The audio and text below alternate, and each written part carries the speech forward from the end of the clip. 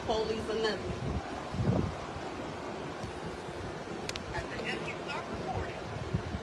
They gotta go today. What? Sir, you cannot. They can record all they want. So you need to go consult your own lawyer. They can record all they want. They getting out today. Right, you hear that, Miss Buddy, right? So you need to put in a report. Wait for the police to come. Okay. Okay, you can give me a call back. Thank you. You're welcome. Nah, we gotta start packing stuff up today, man. Alright, so I'm right here with my young boys. They said they ready to do some yard work. They want to make some money, man. So how many of y'all got some yards that we can do? We can do it 20 yards. 20 of y'all? 20 yards. What you think, man? I'm in for real. So you the spokesperson? It's me. Yeah, It's 20 me. yards. It's me and Jay. 20 yards. Me and Clay. Nah. You want Me and Clay. You can find your own yard work. 20 yards. 20 yards. Me and him, we both getting 10. Alright. Ben say you gonna work too. Y'all ain't gonna leave him He out. Gucci. He Gucci. But we doing this homework right now, though, man. We gonna get to it. I'm gonna let people know, though. Alright. Right. What we got right here? Picture this, a man who dedicated his life to steering kids away from violence.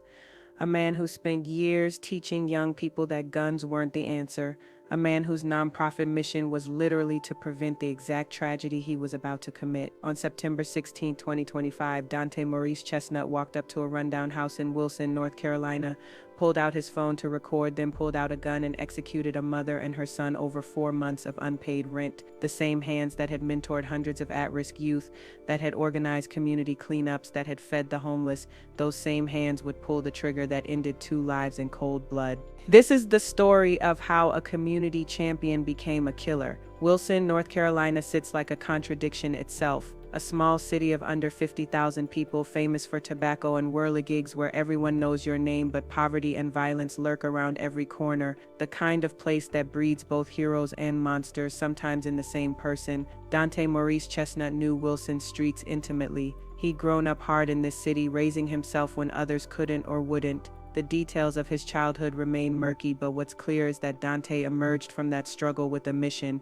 He would be the mentor he never had. The turning point came when his brother was shot and killed. The loss devastated Dante, but it also crystallized his purpose. In a recorded interview, his voice heavy with emotion, Dante explained, "It was a program that I always wanted to do, but it made me push forward with that after his death, and it hurt me, so I wanted to make a difference in the community." That difference became our Wilson, a nonprofit organization that would touch hundreds of young lives across the city. This wasn't some surface-level community service. Dante went all in. The program ran deep: financial literacy for kids who'd never seen a budget, automotive skills for teenagers who needed job prospects, wrestling and boxing to channel aggression productively. They taught gardening, nutrition, even how to change brake pads. Age 7 to 18, then extending to adults through a semi-pro football team. "We teach them life skills," Dante said with pride. "We have people like Coach Charles Jones, he'll teach them wrestling. Skip, he'll come in and teach them how to box. We do physical education also with Charles Alston, and that teach them not how to be obese,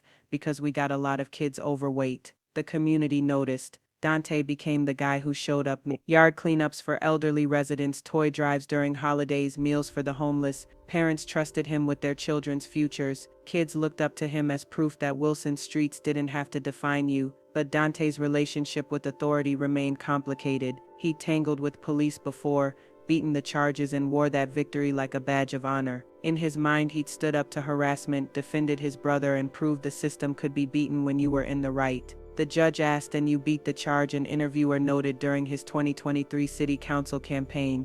"Yeah, it was not guilty," Dante replied. "That was in front of my house. He pushed me and said, 'F you, you know what I mean? But I got a freedom of speech, man. F you too.'" That city council race represented everything Dante believed he could become. He'd watched Wilson's previous mayor hold power for over 30 years, while in Dante's words, "All of my people were still in poverty." He wanted to be the change Wilson needed, the voice for those who felt voiceless. He lost that election, but Dante kept building our Wilson, kept mentoring, kept believing he could lift up his community one kid at a time. What the community didn't see was the pressure mounting in Dante's own life. The man who taught financial literacy to children was struggling with his own finances. The advocate who helped others navigate life's challenges was facing eviction himself. By 2025, cracks were showing in Dante's carefully constructed image. While our Wilson continued its community work, while parents still dropped their kids off for mentoring sessions, while Dante maintained his public face as Wilson's hometown hero, privately he was drowning.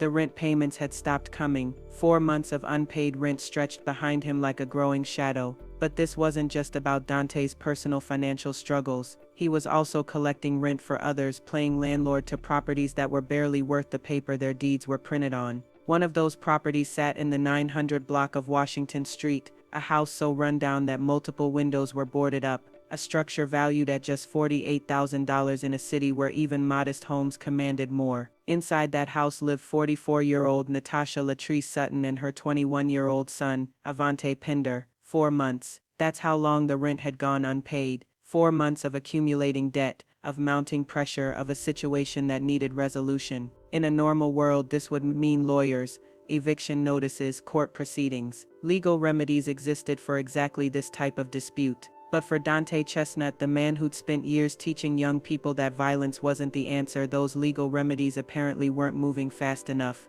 The irony was suffocating. Here was a man whose entire public identity was built on helping people navigate life's challenges legally, properly, constructively. A man whose nonprofit literally existed to steer kids away from the exact type of thinking that was now consuming him. But something had shifted in Dante's mind. The community hero, the mentor, the man who dedicated his life to showing others a better way. He was about to show Wilson exactly what he'd learned on those same streets he'd been trying to save kids from. September 16, 2025. The day everything Dante Chestnut had built would crumble in a matter of minutes. Just after 2 p.m., Dante made a decision that would transform him from community leader to cold-blooded killer. He drove to the 900 block of Washington Street, to that boarded-up house worth less than a decent car, where Natasha Sutton and her son Avante were spending what would be their final afternoon alive. Dante didn't arrive empty-handed. He brought 2 things that would seal everyone's fate: his cell phone and his gun.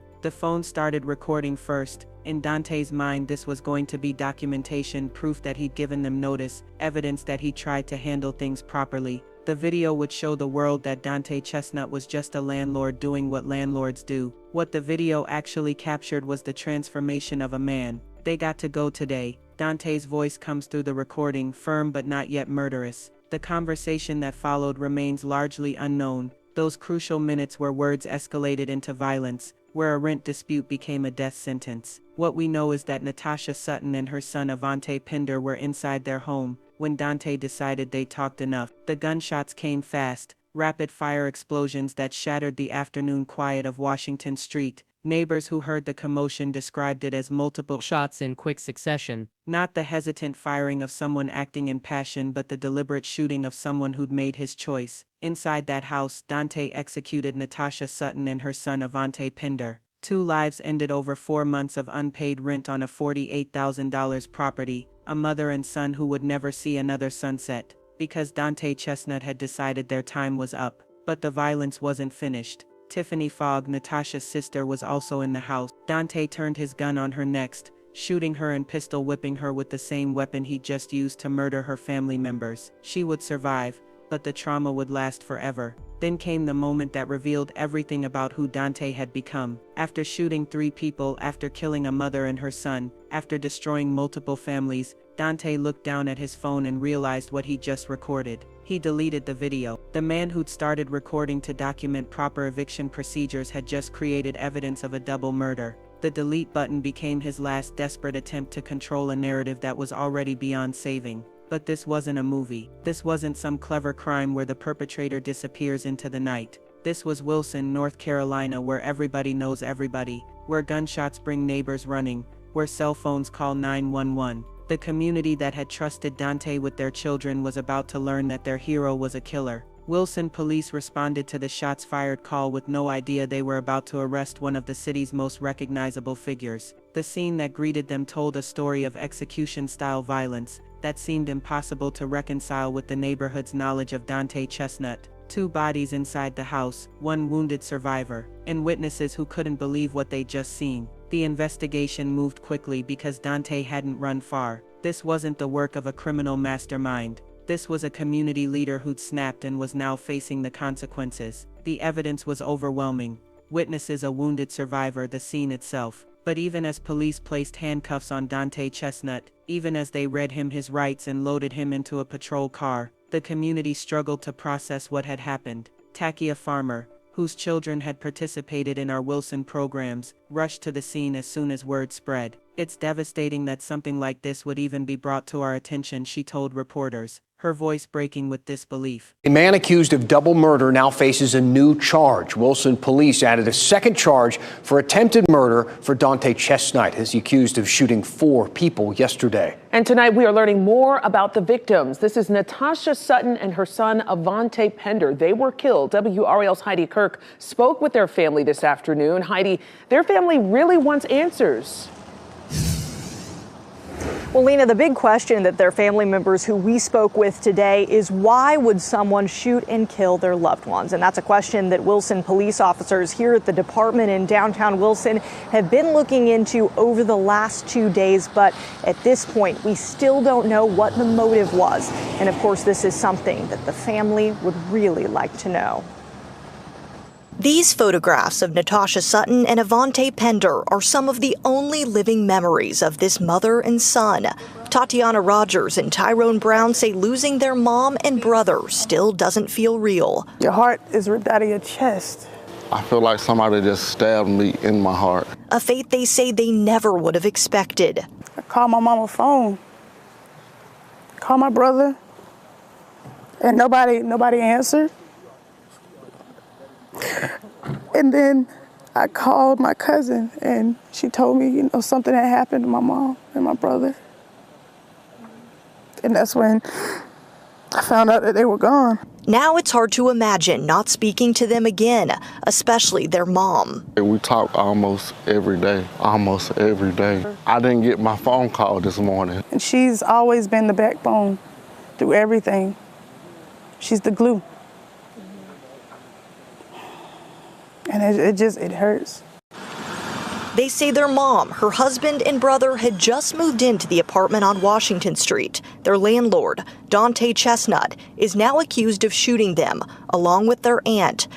Chestnut, the founder of Our Wilson, a nonprofit built around empowering youth, is now behind bars. Neighbors tell WRAL yesterday it's something they never could have imagined from someone who did so much for his community. This family says they'll never be the same. It hurts me to my soul. I will never be able to pick up the phone to talk to my brother, to talk to my mom.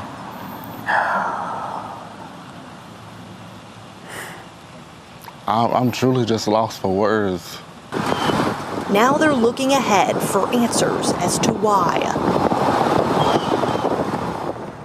Now, Chestnut was in court today in Wilson County. He was given no bond and is still in custody. He'll be back in court on September 30th.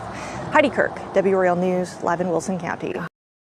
The investigation revealed additional layers to the crime. Dante's sister, Tiffany Monique Chestnut, had apparently helped him flee the scene. Police accused her of taking part of the broken handgun and giving it to her brother as he tried to escape. She was charged as an accessory after the fact and with altering criminal evidence. The family members of the victims painted a picture of that final confrontation that made Dante's actions even more horrific. According to relatives, Dante had arrived demanding immediate payment or eviction. When Natasha couldn't produce the money when she tried to explain their situation, Dante's response was murder. The cell phone video that Dante had deleted became a crucial piece of evidence. Even though he tried to erase it, forensic investigators were working to recover what they could from his device. That recording would potentially show the world exactly how a community hero became a killer. Dante Maurice Chestnut was arrested immediately and charged with 2 counts of first-degree murder and 1 count of attempted first-degree murder. The mugshot that followed, showing the founder of Our Wilson in jail clothes, became a symbol of how completely someone's life can change in a single afternoon.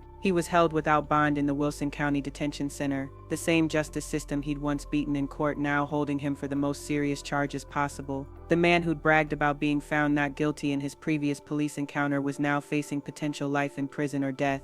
The preliminary court proceedings revealed the full scope of what Dante was facing. First-degree murder charges in North Carolina carry the possibility of the death penalty. The state would argue that this was premeditated, that Dante had gone to that house with the intention to kill if he didn't get what he wanted. The community that had once supported Dante's city council campaign, that had trusted him with their children, that had celebrated his nonprofit work, now watched in stunned silence as their former hero sat in a defendant's chair. The trial proceedings would focus on those crucial minutes inside the house on Washington Street. Prosecutors would argue that no rent dispute, no matter how frustrating, justified executing 2 people and attempting to kill a third. The defense would have to somehow explain how a man dedicated to preventing violence had committed the exact crimes he'd spent years teaching others to avoid. Tiffany Fogg, the survivor, would become a key witness, the only person besides Dante who could testify about what really happened inside that house. Her testimony would carry the weight of 2 lives lost and 1 family destroyed. The fall of Dante Maurice Chestnut shattered more than just the families directly involved. It broke something fundamental in Wilson's faith that people can truly change, that community heroes are who they appear to be, that the work someone does publicly reflects who they are privately. Hundreds of young people who'd looked up to Dante, who'd participated in our Wilson programs, who'd been taught that violence wasn't the answer, now had to reconcile those lessons with the reality that their mentor had become exactly what he'd warned them against. Bishop Sherman Blanding captured the community's grief in a Facebook post.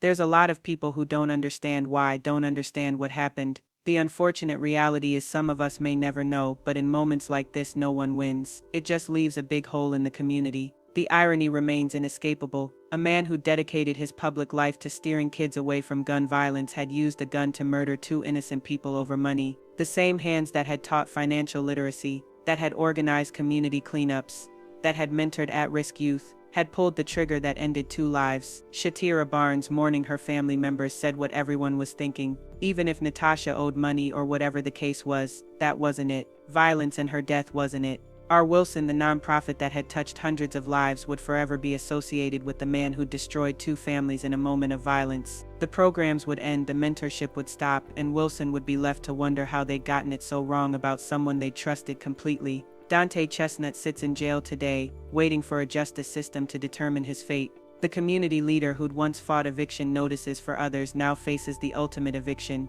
from the society he'd claimed to serve. The lesson isn't complicated. Public service doesn't erase private demons. Community leadership doesn't guarantee personal character. And sometimes the people we trust most are capable of the very worst things. In Wilson, North Carolina, 2 families grieve while a community learns that heroes and monsters can wear the same face. If this story left you questioning how well we really know the people around us, you're not alone. The most shocking crimes often come from the most unexpected places, committed by people who seemed above suspicion. Here at Trending Crime Vault, we expose the dark truth behind relationships gone wrong, the violence hiding in plain sight, and the moments when trust becomes deadly. Every week we bring you cases that will make you look twice at the people in your own life. Subscribe now and hit that notification bell to never miss our latest investigations into domestic violence, relationship murders, and the crimes that destroy families from within. Because the most dangerous person in your life might be the one you trust the most.